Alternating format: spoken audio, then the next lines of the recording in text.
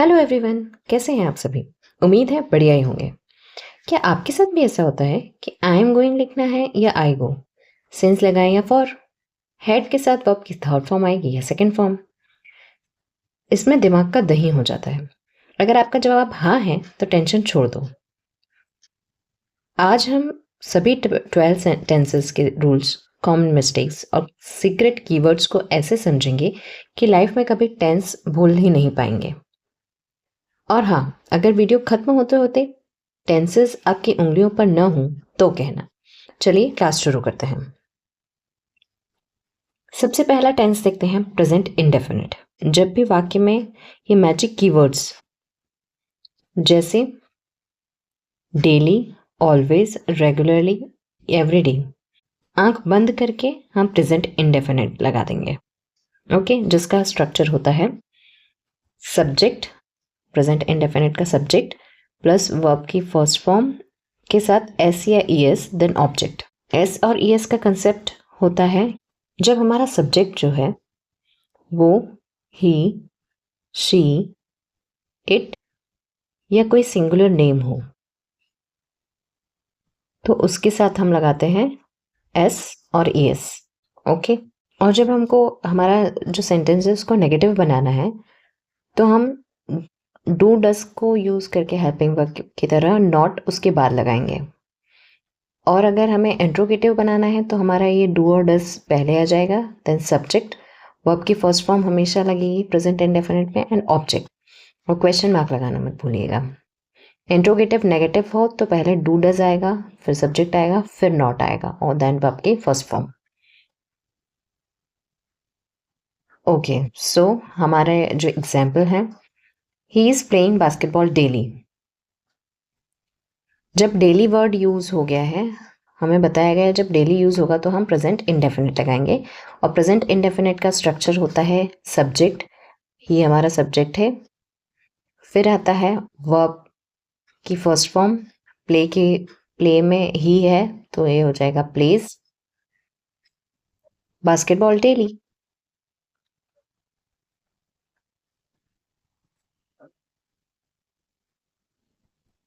Okay, next देखते हैं ये, the sun is rising in the east. Okay, ये हो गया कंटिन्यूस।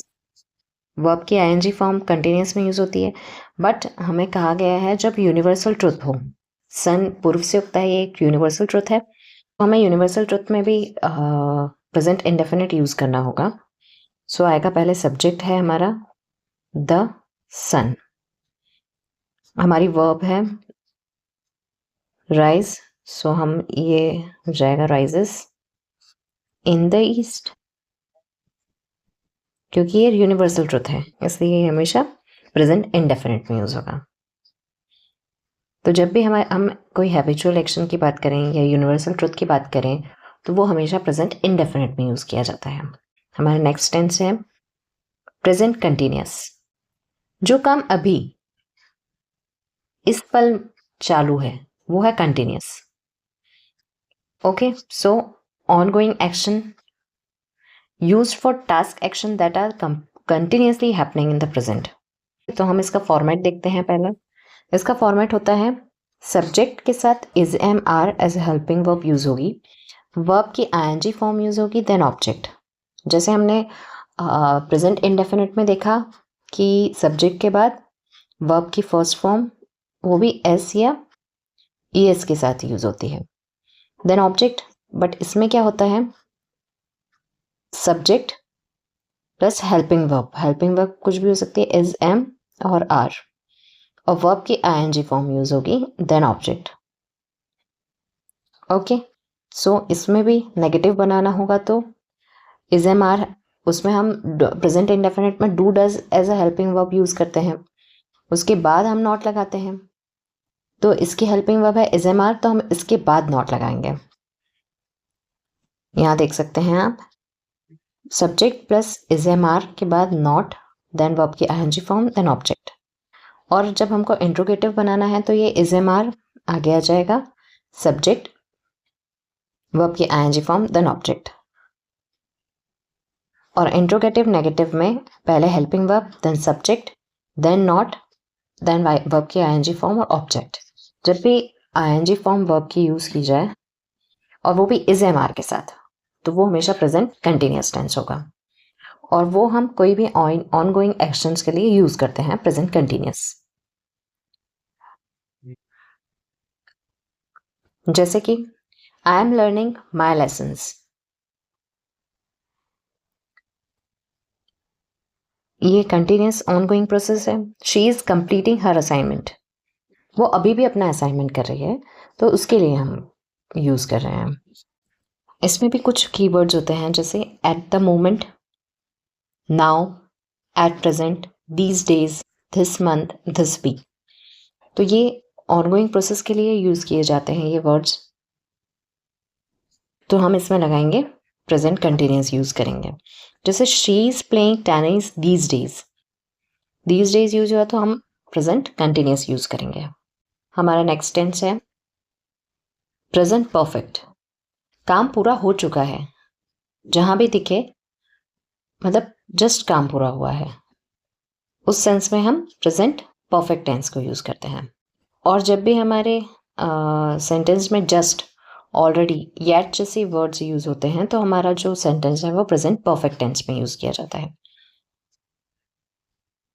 जैसे she has finished her course, इसका फॉर्मेट होता है, जैसे हमने प्रेजेंट इंडेफिनिट का देखा, वो फॉर्मेट होता है सब्जेक्ट, वर्ब की first form, then object. Present continuous का देखा, subject, is, am, are, verb की आईएनजी फॉर्म, देन ऑब्जेक्ट। ऐसे ही प्रेजेंट परफेक्ट का है, सब्जेक्ट, हेल्पिंग वर्ब के जैसे में हैज और हैव यूज होगा, देन वर्ब की third form, then object use होगा।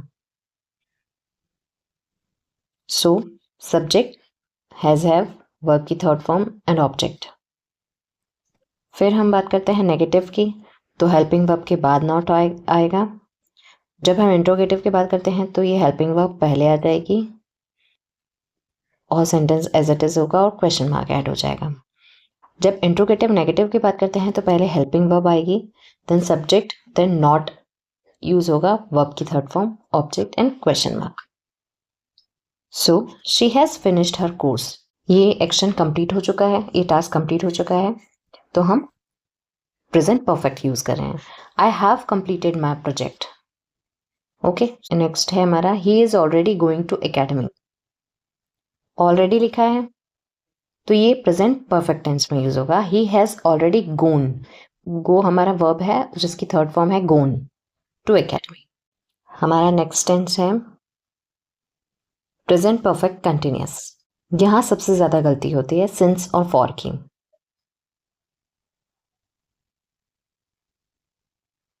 जब कोई एक्शन और टास्क पास्ट में स्टार्ट हुआ था और अभी तक चल रहा है, तो उसके लिए हम इस टेंस को यूज करते हैं। सो इसका फॉर्मेट होता है subject, has, have, been use किया जाता है और वर्ब की आईएनजी फॉर्म यूज होती है, देन ऑब्जेक्ट। और सिंस और फॉर में एक डिफरेंस है, मतलब हमको ध्यान रखना है कि फॉर जो है वो न्यूमरल टाइम या ड्यूरेशन जो हम बात करते हैं उसके लिए यूज किया जाता है, और सिंस कब यूज करते हैं, विथ पॉइंट ऑफ टाइम। मतलब सुबह से मैं ये काम कर रही हूँ, तो सिंस मॉर्निंग, मैं 2010 से यहाँ रह रही हूँ, तो सिंस 2010।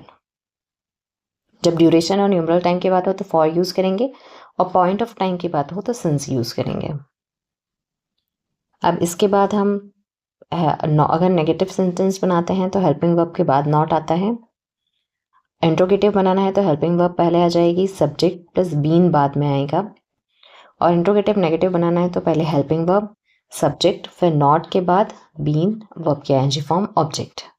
जैसे एक एग्जाम्पल ले सकते हैं हम, I have been teaching since morning. ये एक्शन मेरा पास्ट में स्टार्ट हुआ था बट अभी तक चल रहा है, तो मैं प्रेजेंट परफेक्ट कंटिन्यूअस का यूज करूंगी। प्रेजेंट के 4 फॉर्म हमने देखे, present indefinite, present continuous, present perfect continuous. Present indefinite में सब्जेक्ट, वर्ब की फर्स्ट फॉर्म और ऑब्जेक्ट यूज होता है। कंटिन्यूस में सब्जेक्ट हेल्पिंग वर्ब के तरह इज एम आर, वर्ब की ING form, then object use होता है। प्रेजेंट परफेक्ट में subject has, have, then verb की थर्ड फॉर्म और ऑब्जेक्ट यूज होता है।